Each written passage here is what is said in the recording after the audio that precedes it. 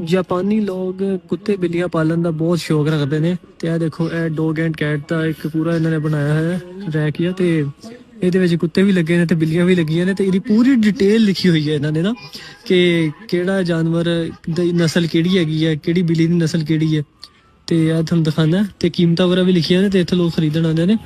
ਤੇ ਇਹ ਦੇਖੋ ਨਾ, ਇਹ ਹੁਣ ਬਿੱਲੀ ਜਿਹੜੀ ਹੈਗੀ ਹੈ, ਇਹਦੀ ਇਹਨਾਂ ਨੇ ਪੂਰਾ ਲਿਖਿਆ, ਇਹਦਾ ਨਾਮ ਲਿਖਿਆ, ਇਹਦੀ ਸਾਲਗਿਰਾ ਦਾ ਟਾਈਮ ਲਿਖਿਆ ਹੈ ਕਿ ਇਹਦੀ ਸਾਲਗਿਰਾ ਕਦੋਂ ਹੈਗੀ ਹੈ, ਇਹਦਾ ਰੰਗ ਕਿਹੜਾ ਹੈ, ਇਹ ਲੰਬੇ ਬਾਲਾਂ ਵਾਲੀ ਨਸਲ ਹੈਗੀ ਲਿਖਿਆ ਹੋਇਆ ਨਾ ਇਹਦੇ ਤੇ ਫਿਰ ਪੂਰੀ ਮਤਲਬ ਡਿਟੇਲ ਲਿਖੀ ਹੁੰਦੀ ਹੈ, ਔਰ ਦੱਸਿਆ ਹੁੰਦਾ ਕਿ ਇਹਦੀ ਕਿੰਨੀ ਉਮਰ ਹੈਗੀ ਹੈ ਤੇ ਕਿੰਨੀ ਉਮਰ ਤੱਕ ਇਹ ਜਾਨਵਰ ਜਾ ਸਕਦਾ ਹੈ।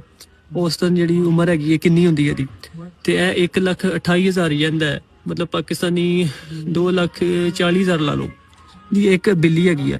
ਇਹ ਜਿਹੜੇ ਜਾਪਾਨੀ ਲੋਕ ਹੈਗੇ ਨਾ, ਅਗਰ ਇਹਨਾਂ ਨੇ ਫਰਜ਼ ਕਰੋ ਕਿ ਬਿੱਲੀ ਰੱਖੀ ਹੈ ਘਰ ਦੇ ਵਿੱਚ ਜਾਂ ਕੁੱਤਾ ਰੱਖਿਆ ਹੈ ਨਾ, ਤੇ ਇਹ ਉਹਨੂੰ ਵੀ ਆਪਣੇ ਖਾਨਦਾਨ ਦੇ ਵਿੱਚ ਹੀ ਸ਼ਾਮਿਲ ਕਰਦੇ ਨੇ।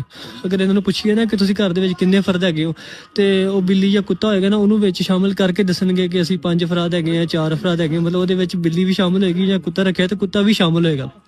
ਬਸ ਇਹਨੂੰ ਇੰਨੀ ਅਹਿਮੀਅਤ ਦਿੰਦੇ ਨੇ ਇਹ ਲੋਕ, ਇਹਨਾਂ ਦਾ ਕਲਚਰ ਹੈ, ਤੇ ਬੜੀ ਸਾਂਭ ਕਰਦੇ ਨੇ ਇਹਦੀ ਜਿਹੜੀ ਖੁਰਾਕ ਹੁੰਦੀ ਹੈ ਉੱਥੋਂ ਹੀ ਲਿਆ ਕੇ ਇਹਨੂੰ ਦਿੰਦੇ ਨੇ ਪ੍ਰੋਪਰ। ਮਤਲਬ ਇਹਦਾ ਖਿਆਲ ਰੱਖਿਆ ਜਾਂਦਾ, ਇਹਦੇ ਕੱਪੜੇ ਛੱਪੜੇ ਵੀ ਰੱਖੇ ਜਾਂਦੇ ਨੇ, ਇਹਦੇ ਮੁਤਲਕ ਹਰ ਚੀਜ਼ ਲਿਆ ਕੇ ਘਰ ਦੇ ਵਿੱਚ ਸੈੱਟ ਕਰ ਦਿੱਤੀ ਜਾਂਦੀ ਹੈ।